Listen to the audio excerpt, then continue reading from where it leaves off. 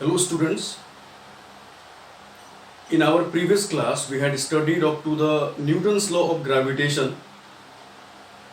I had said you it is a very important law, a very knowledgeable topic. In that topic we had proved this formula. It is F is equal to capital G m1 m2 by d square. I hope you remember the meaning of these terms in this formula. Today we are going to talk about the new topic. Our new topic is here now gravity, which is also known as weight of a body. Before discussing about the gravity, once again let's have the revision of gravitation, because gravity is related to gravitation, okay? In gravitation, I had said you that gravitation is the force between any two bodies present in the universe. यो युनिभर्समा भएको कुनै पनि दुईवटा बडीको बीचमा हुने फोर्सलाई gravitation भनिन्छ. त्यो अब्जेक्ट जे पनि हुन सक्छ. अस्तिको क्लासमा मैले भनेको थिएँ कि त्यो अब्जेक्ट या त टेरेस्ट्रियल बडीज हुन सक्छ या त सेलेस्टियल बडीज पनि हुन सक्छ. यहाँ चाहिँ ग्राभिटीमा के छ भने ग्राभिटी कुनै न्यू फोर्स होइन. ग्राभिटी चाहिँ ग्राभिटेसनकै एउटा स्पेशल केस हो. Gravity is the special case of a gravitation, okay? जसरी ग्राभिटेसनमा दुईवटा बडीज हुन्छ त्यसरी नै ग्राभिटीमा पनि दुईवटा बडी हुन्छ. तर यहाँ चाहिँ के हुनुपर्छ भने ग्राभिटीमा जहिले पनि एउटा बडी ठुलो बडी यानी कि हेभेन्ली बडी हुनुपर्छ अनि अर्को बडी चाहिँ कुनै सानो अब्जेक्ट हुनुपर्छ. जस्तै यो फिगरमा देख्यो भने यहाँ चाहिँ मैले एउटा ठुलो अब्जेक्ट ड्रइङ गरेको छु. मानौँ कि यो हाम्रो हेभेन्ली बडी हो, यो अर्थ हो, अनि त्यसरी नै यो अर्थको सर्फेसमा एउटा सानो अब्जेक्ट छ. यो चाहिँ सानो अब्जेक्ट मिन्स स्मल बडी हो यो. सो यहाँबाट के बुझ्न सकिन्छ भने यो पनि यसले पनि ग्राभिटेसनलाई इन्डिकेट गरिरहेको छ, किनकि यहाँ पनि हामीसँग दुईटा बडी छ. सो अर्थ अनि यो सानो अब्जेक्टको बीचमा पनि फोर्स छ. त्यो फोर्सलाई हामी ग्राभिटेसन भन्न सक्छौँ. तर यो चाहिँ ग्राभिटेसनको एउटा स्पेशल केस भएकोले यसलाई ग्राभिटी भनिन्छ. So remember here, gravity is a special case of a gravitation in which one object is always the heavenly body and other object will be a small object. So अब यहाँ हेर के हुन्छ भने यदि एउटा अब्जेक्ट हेभेन्ली बडी हो र अर्को अब्जेक्ट यदि सानो अब्जेक्ट छ भने त्यहाँ चाहिँ हेभेन्ली बडीले त्यो अब्जेक्टलाई धेरै स्ट्रङ फोर्सले एट्र्याक्ट गर्छ. यो केसमा अर्थले पनि यो सानो अब्जेक्टलाई एट्र्याक्ट गरिरहेको छ, यो सानो अब्जेक्टले पनि अर्थलाई एट्र्याक्ट गरिरहेको छ. तर दुवैले एकअर्कालाई इक्वल फोर्सले एट्र्याक्ट गरिरहेको छैन.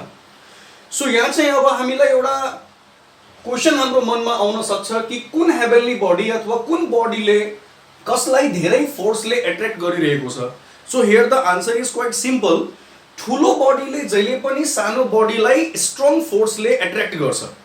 सो यहाँ चाहिँ अर्थले यो अब्जेक्टलाई धेरै नै स्ट्रङ फोर्सले एट्र्याक्ट गर्छ, जसको कारणले यो अब्जेक्ट अर्थको सेन्टरतिर जान खोज्छ. It means the small object will be pulled towards the centre of the heavenly body due to the force applied by the heavenly body. No, so यसरी नै यहाँबाट हामी ग्राभिटीको डेफिनेसन पाउन सक्छौँ. Once see here, the force with which heavenly body pulls any object towards its center is called gravity. Gravity भनेको heavenly बडीले कुनै पनि अब्जेक्टलाई आफ्नो सेन्टरतिर तान्नको लागि एप्लाई गरेको फोर्सलाई भनिन्छ. एक्जाम्पलको लागि जस्तै अहिले हामी अर्थको सर्फेसमा छौँ. हामी अर्थको सर्फेसमा यस कारणले छौँ किनकि अर्थले हामीलाई आफ्नो सर्फेसतिर अथवा आफ्नो सेन्टरतिर तानिरहेको छ. अर्थको यही फोर्सलाई ग्राभिटी भनिन्छ. नो, यो अर्थको सर्फेसमा अहिले सबै कुरा स्टेबल छ. जस्तै बिल्डिङ्सहरू स्टेबल रहिरहेको छ, ट्रिजहरू स्टेबल छ, हाम्रो अर्थमा एयर स्टेबल छ. नो, सो यो सबै कुराको स्टेबिलिटी अर्थको ग्राभिटीको कारणले मात्र पोसिबल भएको हो. It means gravity has a great role in our daily life, okay? So once again, gravity is the force with which any heavenly body will attract the small object towards its center or surface, we can say. Okay, so यो चाहिँ gravity को definition हो. अब अझै एउटा सानो कुरा, ग्राभिटीलाई नै वेट पनि भनिन्छ. जस्तै यो फिगरमा मैले भने कि अर्थले यो सानो अब्जेक्टलाई धेरै फोर्सले तानिरहेको छ, त्यसैले अर्थ यो अब्जेक्ट निर जाँदैन, यो अब्जेक्ट चाहिँ अर्थ निर आउँछ.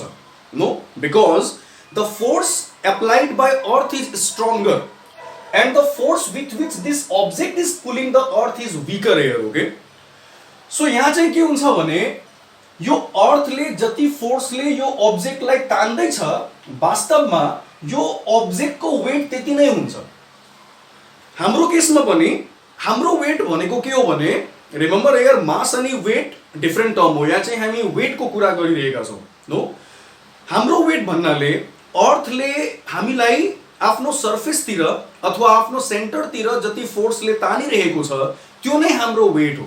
नो, फर एक्जाम्पल यदि कसैको वेट 100 न्यूटन छ भने यसको मतलब त्यो अब्जेक्टलाई अर्थले 100 न्यूटनको फोर्सले आफ्नो सेन्टरतिर तानिरहेको छ. It means gravity is only weight here. Okay, gravity भनेको हेभनली बडीले अब्जेक्टलाई आफ्नो सेन्टरतिर तान्नको लागि एप्लाई गरेको फोर्स हो, अनि त्यो फोर्स नै अब्जेक्टको वेट पनि हो. So simply we can say that gravity and weight both are the same thing here. Okay, now we are going to see the formula of gravity. So let's see here. यो जुन formula मैले यहाँ लेखेको छु, यो formula हामीले Newton's law of gravitation बाट पाएका छौं, जुन मैले यो भन्दा अगाडिको भिडियोमा एक्सप्लेन गरेको थिए. From Newton's law of gravitation we have F is equal to capital G m1 m2 by d square. Okay, so यो चाहिँ हाम्रो न्यूटन्स ल अफ ग्राभिटेसन बाट हामीले पाएको फर्मुला हो. अब यो फर्मुलालाई हामी यो फिगरको अनुसार अलिकति चेन्ज गर्छौं. यहाँ हेर, यहाँ पनि दुईवटा अब्जेक्ट छ अनि यो फर्मुला पनि दुईवटा अब्जेक्टकै लागि थियो. नो, यो फर्मुलाको अनुसार यो फर्मुला जुन दुईवटा अब्जेक्टको लागि छ, त्यहाँ फर्स्ट अब्जेक्टको मास m1 हो, सेकेन्ड अब्जेक्टको मास m2 हो, अनि त्यो अब्जेक्टको सेन्टरहरुको बीचको डिस्टेन्स चाहिँ d हो. यहाँ पनि हामीसँग दुईटा अब्जेक्ट छ, तर हाम्रो फर्स्ट अब्जेक्ट अर्थ हो जसलाई हामीले m1 नमानेर क्यापिटल M मानेका छौं. अलिकति चेन्जको लागि यो हामीले गरेका छौं. m1 पनि मान्न सकिन्थ्यो, just to make it more suitable we have done this. Okay, so Earth चाहिँ हाम्रो फर्स्ट बडी हो, यसको मास हामीले क्यापिटल M मान्यौं. यो जुन सानो अब्जेक्ट छ यसको मास हामीले स्मल m मान्यौं, अनि यहाँ चाहिँ हामी अर्थको सेन्टर देखि लिएर डिस्टेन्स लिन्छौं. रिमेम्बर हियर, यहाँ हामी अर्थको सेन्टर देखि लिएर यो अब्जेक्टको सेन्टरको बीचको डिस्टेन्स लिने आवश्यकता हुँदैन, किनकि यो अब्जेक्ट चाहिँ सानो अब्जेक्ट हो. यसको यो सेन्टर अनि सर्फेसको डिस्टेन्सलाई नेग्लेक्ट गर्न सकिन्छ. Since this object is a small object, here it is not required to take the distance from center to the center. अर्थ को सेन्टर देखि लिएर अब्जेक्ट को सेन्टर सम्म डिस्टेन्स लिन आवश्यक छैन, किनकि यो अब्जेक्ट चाहिँ सानो अब्जेक्ट हो, यसको डिस्टेन्स धेरै नै नेग्लिजिबल हुन्छ due to that reason. Okay, तर यहाँ चाहिँ यो अब्जेक्ट सर्फेसमा भएको हुनाले हामीले अर्थ को सेन्टर देखि लिएर सर्फेस सम्मको डिस्टेन्स लिएका छौं. याद राख्नु, यो अब्जेक्ट को सेन्टर को डिस्टेन्सलाई इग्नोर गर्न सकिन्छ, तर अर्थ को सेन्टर र सर्फेस को डिस्टेन्सलाई इग्नोर गर्न सकिदैन, किनकि अर्थ एउटा ठूलो अब्जेक्ट हो. सो यसमा यो अब्जेक्ट अर्थ को सेन्टरबाट कतिको डिस्टेन्समा छ भने r डिस्टेन्समा छ. यहाँ चाहिँ r भनेको अर्थ को रेडियस हो. यसको मतलब यदि हामीलाई कसैले सोध्यो भने कि हामी अर्थ को सेन्टरबाट कतिको डिस्टेन्समा छौं भने हामी अर्थ को सेन्टरबाट रेडियस डिस्टेन्समा छौं, किनकि हामी अर्थ को सर्फेसमा छौं, अनि सर्फेस देखि लिएर सेन्टरको डिस्टेन्सलाई नै रेडियस भनिन्छ. Isn't it? सो यहाँ यो अब्जेक्ट सर्फेसमा छ, यसको मतलब यो अब्जेक्ट सेन्टरबाट रेडियस डिस्टेन्समा छ. So now let's see. Okay, from the alongside figure, mass of the first body which is our earth, यसलाई m1 को ठाउँमा हामीले क्यापिटल M सपोज गरेका छौं. Mass of the second body which is our small object, यसलाई m2 को ठाउँमा हामीले स्मल m इन्डिकेट गरेका छौं। Distance between the small object and the earth will be radius here. Okay, अघि मैले एक्सप्लेन गरे यहाँ चाहिँ अब्जेक्ट अनि अर्थ को डिस्टेंसलाई रेडियस मान्ने, किनकि हामी सेन्टर देखि लिएर अर्थ को सर्फेस सम्म को डिस्टेंस लिन्छौं, अब्जेक्ट यहाँ सर्फेसमा छ। So radius of the object, sorry, so here we have got here radius of the earth we can say. So radius of the earth जुन छ यो नै हाम्रो डिस्टेंस हो। यसलाई के इन्डिकेट गर्न सकिन्छ भने it can be indicated as r हेर। ओके, अब हेर फोर्स अफ ग्राभिटी और weight F is equal to, यहाँ चाहिँ फोर्स अफ ग्राभिटीलाई F ले पनि इन्डिकेट गर्न सकिन्थ्यो, किनकि F भनेको ग्राभिटेसन हो अनि ग्राभिटी मैले भने कि ग्राभिटेसनकै एउटा स्पेशल केस हो। अथवा यसलाई W ले पनि इन्डिकेट गर्न सकिन्छ, किनकि ग्राभिटीलाई वेट भनिन्छ। सो अलिकति चेन्ज को लागि हामी यसलाई W ले पनि इन्डिकेट गर्न सक्छौं, so that we can differentiate in between the gravity and the gravitation. Okay, अब यहाँ हेर, now the this above formula becomes, अब चाहिँ यो फर्मुला कसरी चेन्ज हुन्छ भने यो ग्राभिटेसन जुन छ यो ग्राभिटीबाट रिप्लेस भयो। यसलाई F पनि राख्न सकिन्थ्यो, तर जस्ट हामीले यसलाई अलिकति न्यू बनाउनको लागि, यो फर्मुलालाई न्यू बनाउनको लागि हामीले यसलाई W बाट इन्डिकेट गर्यौं।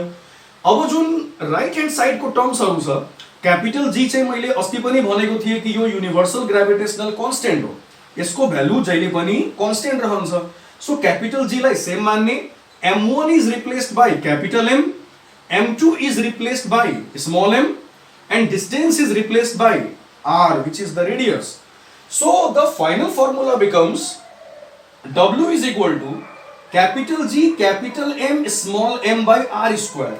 So यो हाम्रो required formula हो। Okay, this is the formula for the weight we can say now. No? Okay, now let's see here then. अब यो फर्मुला बाट हामी थाहा पाउन सक्छौं कि वेट जुन छ कुन कुन फ्याक्टर माथि डिपेन्ड हुन्छ। यहाँ चाहिँ क्यापिटल G कांस्टेंट भइहाल्यो अनि स्मल m जुन छ नि यो चाहिँ सानो अब्जेक्ट हो। सो यसको मास को त्यति रोल हुँदैन, किनकि हेभनली बडी को मास को कम्पेरिजनमा अब्जेक्ट को जुन मास छ त्यो चाहिँ धेरै नै सानो हुन्छ। सो यसको मास को चाहिँ त्यति रोल हुँदैन। सो यहाँ चाहिँ के हुन्छ भने अब यो क्यापिटल G यदि कांस्टेंट छ अनि यो मासलाई यदि हामीले नेग्लेक्ट गर्यौं किनकि यो सानो छ, अब यहाँबाट हामी W अनि M को रिलेसन सबभन्दा पहिला पाउन सक्छौं।